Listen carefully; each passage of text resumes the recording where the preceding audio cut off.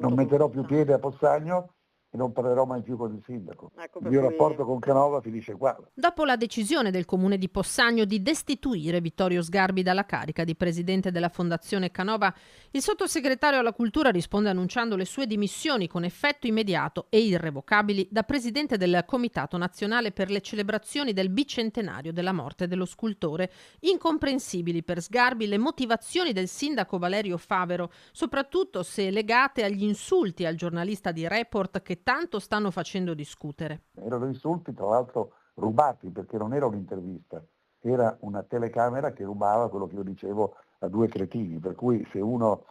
Vabbè, ma d'altra parte siamo abituati, sono persone piuttosto rozze, mi pare che soprattutto loro hanno un problema fondamentale, che una fondazione autonoma e significativa come la Fondazione Canova è del tutto subalterna sul piano operativo alla sovrintendenza, per cui loro non potranno comunque rinunciare a me, ma se io avrei potuto in qualche modo essere utile non sarò più utile. L'amministrazione è dunque avvisata da sottosegretario le occasioni per dire la sua su Canova non mancheranno, fa capire Sgarbi. Il sindaco ai nostri microfoni si è limitato a spiegare che già a ottobre, con la conclusione delle celebrazioni per Canova, si era aperta una nuova stagione. Da lì sono iniziate le nostre valutazioni per la nomina di nuovi componenti dell'organo di amministrazione di Fondazione Canova, che ufficializzeremo nei prossimi giorni.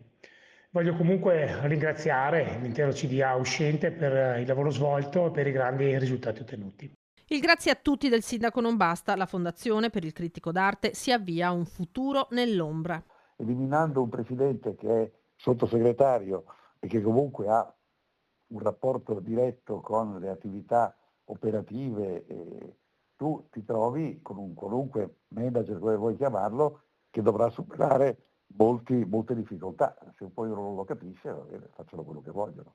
Io a Possagno non ci metto più piede. Chiudendo così anche un capitolo umano, non solo professionale, si intuisce dalle parole di Sgarbi. No, sono amareggiato, sono come dire, ancora una volta convinto della mancanza di rispetto e di riconoscenza da parte di quelli per cui è fatto tutto, ripeto, gratis.